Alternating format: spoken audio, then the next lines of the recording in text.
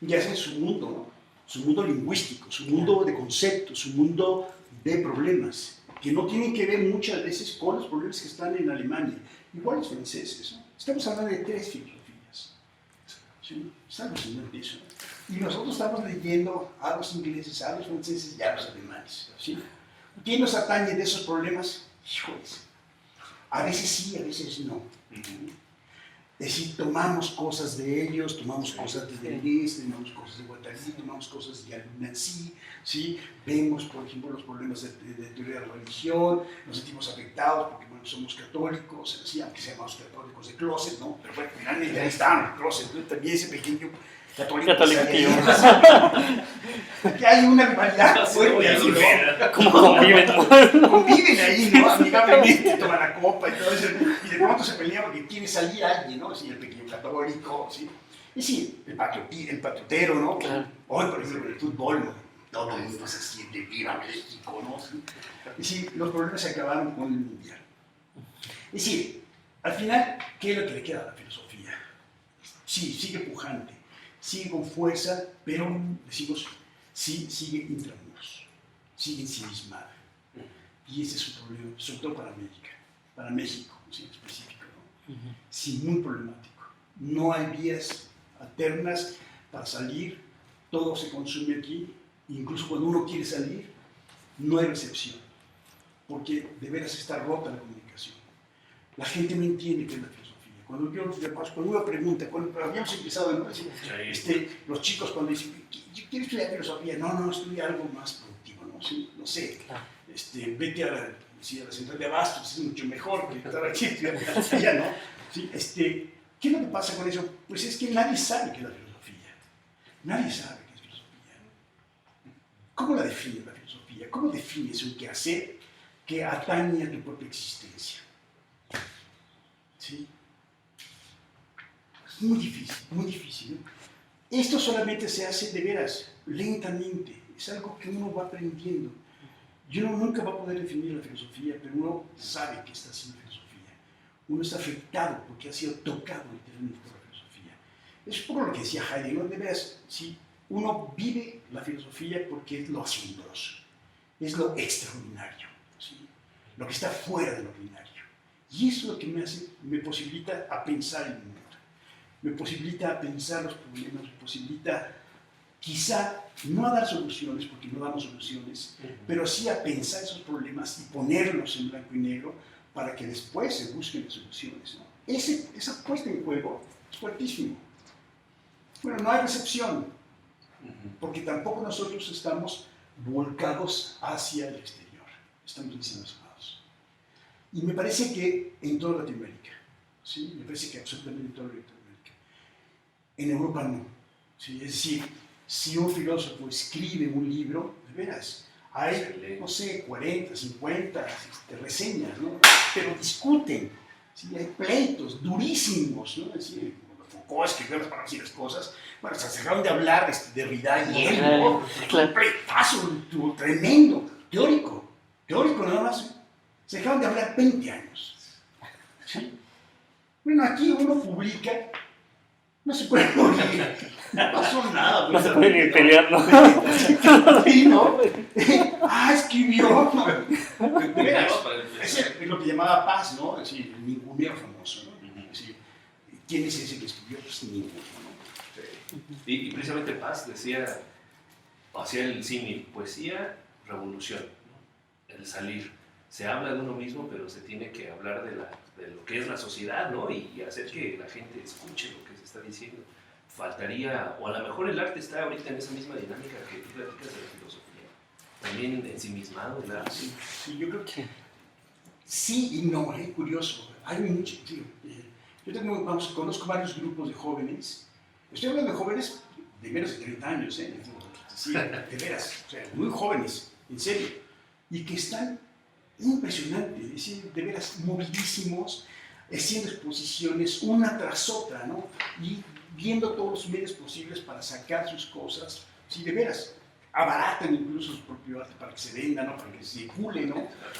Pero me parece que tanto en el cine como en la pintura, con la literatura, creo que las artes se están salvando mucho y creo que justamente lo que está viendo es un gran movimiento que puede salvar a la filosofía, fíjate, curiosamente.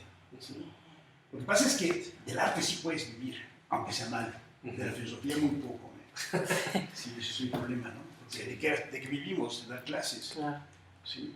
O empiezas a ocupar otros puestos de trabajo, como puede ser, no sé, digo, corrector de estilo, que ya son más bien los de letras, ¿no? Sí, sí, sí. Sí, y se empiezan a codear y a pelear. Sí, ¿no? O te ves, como decía un profesor, vendes tu fuerza de trabajo para, ¿cómo se llama? Para políticos, ¿no? Para hacer los discursos, porque ellos no saben ni leer ni escribir, ¿no? ¿Sí? Entonces tú les haces los discursos, ¿no? La investigación, pero que queda igual, ¿no? Como decías, ¿no? Nunca encuentras las vías de salida, ¿no? Sí, no para nada, ¿no? Ajá. No. A mí me parece muy doloroso, ¿no? Porque finalmente, bueno, ¿qué es lo que ha pasado, por ejemplo, con los sistemas de eficientización, ¿no? Si todo profesor, fíjate la locura, los profesores de la Facultad de Filosofía o de las facultades y escuelas de filosofía del país, ¿sí? Son profesores, no son investigadores, ¿sí? ¿Qué quiere decir? Que tu obligación es dar clases, que te tienes que preparar, claro, para dar clases, ¿sí? Que ahí se puede hacer muchos vicios, sí, desde luego, pero tu labor es dar clases, pero te evalúan como si fueras investigador, es decir, tienes que tener, vamos, ¿cómo se llama? Publicaciones. Publicaciones, tienes que ir a congresos, tienes que, ¿cómo se llama? Conferencias, etcétera, etcétera, etcétera. O sea, artículos y además dictaminados en el extranjero, sobre todo, tiene que ser en el extranjero, y en inglés, porque en español, ¿no? ¿Quién te va a leer? Nadie. Entonces, claro, ¿no? Empiezas a entrar en una locura, ¿no? Entonces, lo que empiezas a escribir para el SNI o para los tortibonos, ya no para ti, ¿sí? Sino para eso, para que te califiquen bien y para que tú puedas sobrevivir, Claro. ¿de veras? O vivir como persona, nada más, ¿sí? Sí. Es decir, yo ahora puedo vivir como persona porque ya soy un hombre mayor, pero de veras vivía como miserable, ¿no? Cuando era becario, no era becario, ¿no?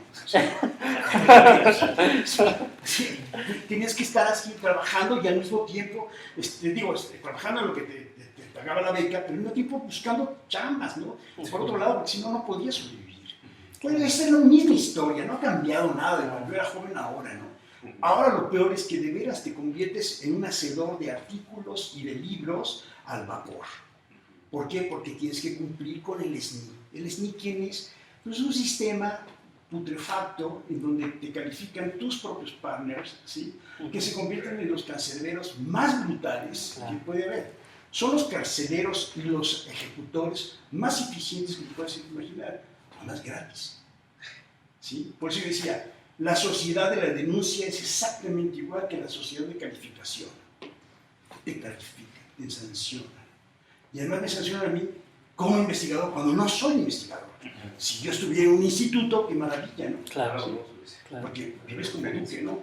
¿Sí? Tienes una secretaria, te contestan, tienes un cubículo, puedes pedir fotocopias, puedes pedir varios libros, te los compran, te los llevan. No son tuyos, pero son de la universidad, pero bueno, nadie los usa. En cambio, tú quieres pedir un libro, entonces tienes que ir a la central y a ver si ya está el libro, entonces lo encuentras y entonces está todo mutilado, ¿no? Entonces te llevas tu mitad del libro, ¿no? Te está calificando. Sí. Eso es perverso, todo eso es perverso, ¿no? Al final, de veras, es decir, Es un proceso, ¿no? por O los sea, yo no sé tortibonos. ni qué crimen cometí, ¿no? Sí, un poco eso. Sí, Sí, sí, exacto, es un proceso. Kafka, ¿no? Sí, Es sí, cierto. Sí, ahí siempre me chocaba que dijeran que Kafka era costumbrista en México, ¿no? Pero es cierto, ¿no? Es cierto, de veras. O sea, me parece, por más que yo quiera evitar pensar, pues sí, de veras. Aquí sucede todo eso, ¿no? Sí. Claro. ¿Qué crimen cometí, no? Y Sí, ¿cuál fue el crimen? Si me están juzgando y todo eso. Sí, en México cambian muchas cosas, ¿no? Kafka se hace costumbrista, surrealismo es el humor. Sí, se limita aquí para Europa, pero aquí pues, es la vida, ¿no? Sí. Santos que no son santos, santos inexistentes, vírgenes que no son vírgenes, sí, no, bueno, héroes que no son héroes, ¿no? Sí, es así, ¿no? Futbolistas que son héroes ahora, ¿no? Futbolistas que sí, ahora, ¿no? Futbolistas Sí, que son heroicos. sí. Qué maravilla, ¿no? Sí. Sí. Justo parte de hecho de lo que motivó esta serie de entrevistas era abrir una especie de diálogo entre generaciones, ¿no? Porque veíamos que, y eso fue algo curiosamente que nos dijo José Emilio Pacheco hace ya varios años a Gerardo y a mí, ¿no? Decía, Un problema no es nada más que no sepan aceptar la crítica, sino que se piensa que la crítica se hace en mala onda y que no hay un espacio justamente en el que las generaciones podamos dialogar para que nosotros que nos vamos Sí. sepamos, como tú decías, más que otra cosa, abrir camino. El camino formal. Ajá, ajá. Entonces, justo a partir de eso, hace un momento decías tú de esta impresión que te causó Nicole, ¿no? ¿Qué otros profesores tú recuerdas? Y por ejemplo, yo recuerdo ciertas anécdotas que nos contabas en París, ¿no? Muy sencillas, ¿no? Y que yo las recuerdo porque estaban más en la vida, ¿no? Que me gustaría que compartieras alguna de estas ahora. Pero tú justamente, ¿cómo verías que se hace posible ese diálogo entre las generaciones que aún estamos aquí? No, fíjate que yo, a lo mejor porque yo soy muy escéptico y además lo que decía muchas veces, sí, que soy optimista informado, porque soy pesimista, ¿no?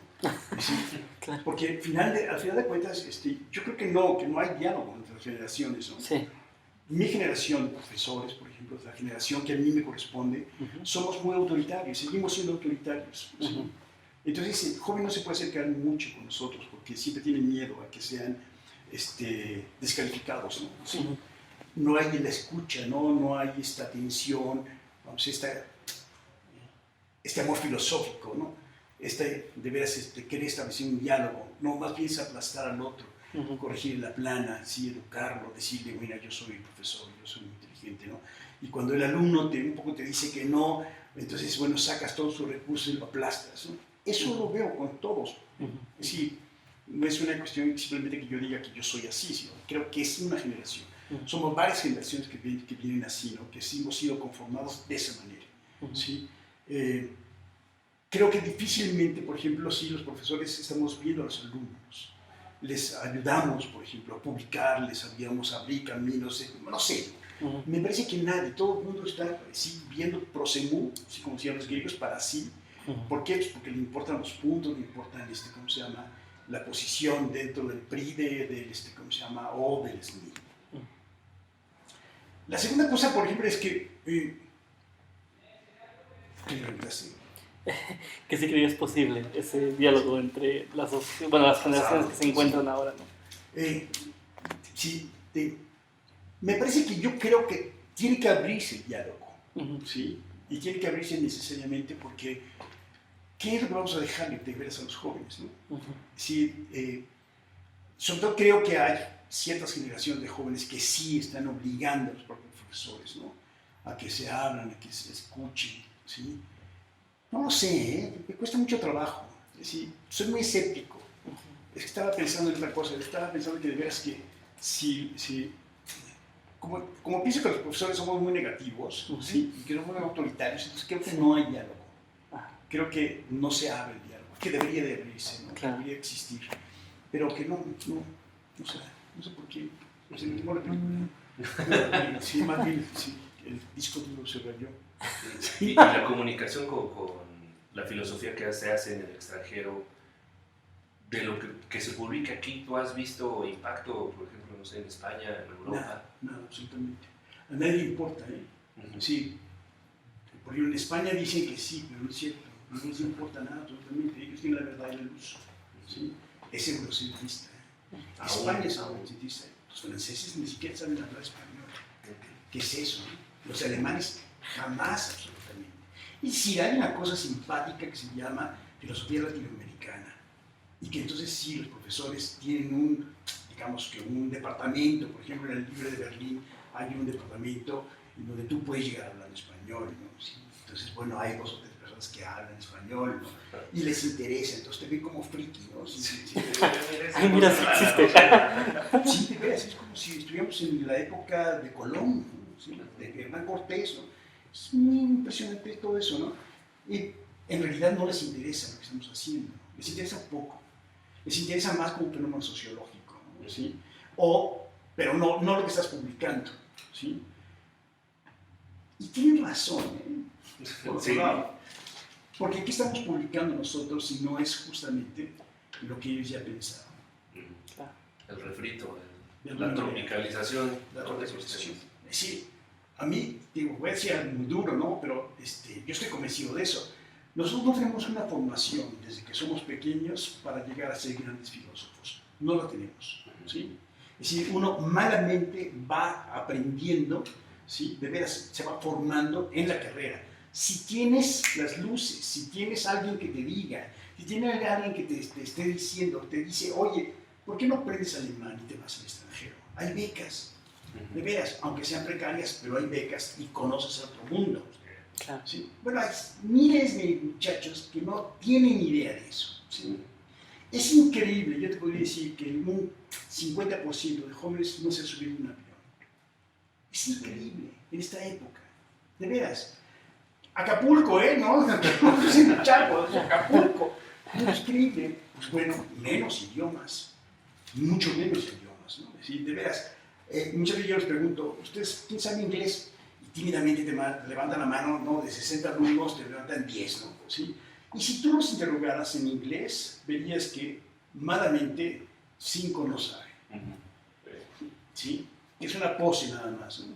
¿Sí? Y si tú les preguntas otro idioma, nada. Francés, nada. Alemán, menos, ¿no? ¿Sí? ¿Por qué? Porque el alemán es muy difícil. Y quieres, no sé, es difícil como cualquier idioma. ¿Sí? Pero lo que pasa es que las estructuras son otras, ¿no? Es el acusativo, el dativo, que nosotros no lo sabemos, ¿no? Pero finalmente, digamos, no está, la gente no está, nadie les ha dicho que tienen que aprender idiomas, ¿sí? Nadie les ha dicho, oye, ¿por qué no aprendes idiomas? El mundo se te abre, un idioma es otro mundo, es otro, de veras, es abrirte otros campos, ¿no? Es decir, otro, de veras, otro sector de la realidad que estaría absolutamente vedado si tú no sabes el idioma. Bueno, en México no sabemos, ahora, digamos que hay una gran generación de jóvenes que sí han aprendido inglés, porque ya están, digamos, que se ha visto la necesidad, ¿no? Pero las escuelas oficiales, nada. Sí, I am to actually, sí. Es decir, lo enseñan todos los años, ¿no? Sí, bueno, sale especialista en el nuevo Bueno, ideal para la filosofía, ¿no? Sí, hay formación. Por ahí empieza. El verbo perfecto. Sí, ya sabe. Sí, no. Digo, yo quizá soy muy escéptico en todo eso, ¿no? Pero no lo veo, es decir, de veras, nadie nos lee en extranjero, no existimos. Ese problema que de veras que acusaban todos los latinoamericanos, ¿sí? Desde la independencia, ¿no? Por esa independencia, decir, hey, aquí estamos, sí, sí, sí. Oye, ¿y tus experiencias en el extranjero? De esas anécdotas que mencionaste. Bueno, no, lo que pasa es que sí, yo, quizá, pues, digo, porque mi edad me ayuda, ¿no? Sí, me ayuda a tener esa experiencia, ¿no? Es decir, por ejemplo, yo llego a París justo cuando, sí, ha habido el movimiento 68, ¿sí? Entonces, claro, pues es una maravilla, ¿no? Porque vamos a hacer todo un movimiento, ¿no? ¿Sí? Entonces llego a París 8, ¿no? Vincennes, eran unos casi tugurios, ¿no? Así, porque estaba fuera ya de París, pero entonces, claro, fue lo que sí, después fue París 8, ¿sí? Saint-Denis, y entonces, pues eran unos galpones, ¿no? Literalmente. Pero ¿quiénes estaban en los galpones? ¿Sí? Estaba Foucault, estaba Deleuze, estaba Althusser, estaba Lacan, ¿sí? Sí, claro, yo era muy ignorante, ¿no? Entonces yo no sabía quiénes eran. Lo único que sabía es que sí, estaba la gente ahí, sí, literalmente llenaban los salones, ¿no? Es decir, había 300 personas, ¿no? Y claro, era la época en que todo el mundo fumaba mota, ¿no? Entonces, sí, entonces entrabas a clases y salías tú, verdaderamente inspirado. ¿Qué clase? Entonces, claro, me tocó ver, por ejemplo, la Deleuze, ¿no? Sí, verlo como un guatarino. Entonces, era maravilloso porque de pronto, yo me acuerdo sobre todo de una anécdota que era maravillosa porque pues yo lo escuchaba, ¿no? Ya Deleuze tenía las uñas largas porque le dolían mucho el cuerpo, ¿no? Él había tenido tuberculosis de muy pequeño y después se le fue complicado con muchos problemas, ¿no? Entonces no se podía tocar bien. Entonces, claro, las uñas se las dejó largas, entonces ya las tenía largas, ¿no? Entonces, para poder tomar las cosas, ¿no? Tomar las cosas, ¿no? Tomarlas con las yemas, ¿no? Entonces, una cosa extraordinaria, pero entonces, claro, hablaba con un micrófono y entonces aquello era una nube brutal de humo, ¿no? Entre cigarro y mota, bueno, aquello era así, entonces, ¿sí? Y de pronto, claro, si tú llegabas 2 horas antes, podrías estar muy cercano de Deleuze. Si llegabas tarde, pues estabas muy lejano. Si había 300 alumnos, ¿sí? Que te gritaban, y tú apenas escuchabas ahí, ¿no? Pues bueno, finalmente me acuerdo de esa anécdota que de pronto alguien le dice, Monsieur Deleuze, aquí atrás, están dormidos, ¿no? Entonces él se queda así y dice, si en algún momento oyen algo importante, se despertará. Una pedagogía, ¿no? Una pedagogía de veras fundamental, ¿no? Que tú decías, qué cosa, ¿no? Así, yo, por ejemplo, yo no permito que alguien se esté durmiendo, ¿no? De pronto veo que los saludos. Entonces yo inmediatamente los llamo la atención y te vas a desnucar, me van a acusar de asesino. ¿Sí? Claro, él no, es decir, esa es la gran diferencia, ¿no? De veras un personaje como él, ¿no? Extraordinario. Sí. Otra, por ejemplo, sí, también es, por ejemplo, con Foucault, ¿no? Con Foucault había un grupo de latinos, ¿no? Que siempre lo traía mucho, ¿sí? Entonces llegaba Foucault a hablar con nosotros, y entonces nos estábamos ahí con él, y entonces lo abrazábamos, y él era de veras como muy camarada con nosotros, ¿no? ¿Sí? Como que muy abierto, pero claro, nos duró el gusto muy poco porque inmediatamente entró al colegio, al Colegio de France, ¿sí? Y entonces es que empezaba el Colegio Nacional, ¿no? El Colegio de France, y entonces claro, pues ya no pudimos, ¿no? Entonces claro, cuando quisimos ir a tomar clases con él, pues había 400, 600 alumnos, entonces nos tocaba en otra ala, ¿no? Pues ya imposible, ¿no? Es decir, pero era muy cercano, ¿no? Una gente que además lo veías como una potencia de pensamiento, ¿no? Tanto Deleuze como Guattari como el propio Foucault, que eso te afecta cuando eres muy joven, ¿no? Te toca, claro, absolutamente, ¿no? Sí, a lo mejor no estás entendiendo, pero estás sintiendo esa fuerza del pensamiento, ¿no? Esa fuerza de la gente que en serio está pensando, que no es baladí lo que está haciendo, que es lo que se está jugando en ese momento de su propia vida, ¿no? Muy impresionante eso, ¿no? Yo no conocía a Lacan, lo que conocí fue a Lévi-Strauss. Exactamente, te iba a decir de Lévi-Strauss y cierto encuentro Sí. con Sartre, No, con Simón de Derrida. Con Derrida. No, bueno, con Sartre, no. Sí, es que eso me recuerdo mucho que me contaste. A Lévi-Strauss lo conocí en México. Él vino a México cuando le dieron el honoris causa junto con Paz. Y había una profesora muy importante, que todavía sigue siendo muy importante, que me invitó a mí para que fuera a hacer un recorrido junto con ella y la esposa de Lévi-Strauss a todo el sureste mexicano. Entonces, bueno, yo no sabía ni quién era, ¿no? Bueno, yo venía de contaduría. ¿Sí? Eso es lo que explica un poco, ¿no? Yo entendía debe haber saldo, ¿no? Sí, entendía el mundo para mí debe haber saldo, ¿no? Y entonces, claro, la filosofía un poco así con miedo, ¿no? ¿Sí? Entonces, cuando fuimos, pues yo veía que el señor subía y bajaba las pirámides y todo eso, ¿no? Hasta que de pronto fui a una librería y de pronto vi Lévi-Strauss y digo, ese señor se llama Lévi-Strauss. ¿Sí? Entonces vi Pensamiento Salvaje, entonces claro, entonces llegué, vi la foto de él, entonces me quedé impresionado, entonces llegué y me lo firmó, ¿no? Entonces claro, desde ahí, pues yo le caía bien, porque supongo que era un joven simpático, ¿no? ¿Sí? Y después, cuando voy a Francia, a París, voy a visitarlo, ¿no? ¿Sí? Incluso ya traía una carta para verlo y después también para ver a Canguilhem, pero ya hasta Canguilhem estaba muy enfermo. Entonces, pero sí voy a ver a Lévi-Strauss, y entonces Lévi-Strauss me trata de convencer de que me quede ahí en París, ¿no? Que trabajara ahí con él y todo eso. Yo era joven, ¿sí? Parecía responsable y además contador, ¿no? Eso era lo más terrible, digo, pero... Entonces, claro, pues sí, me gustaba la idea, pero finalmente, pues mi mundo era México.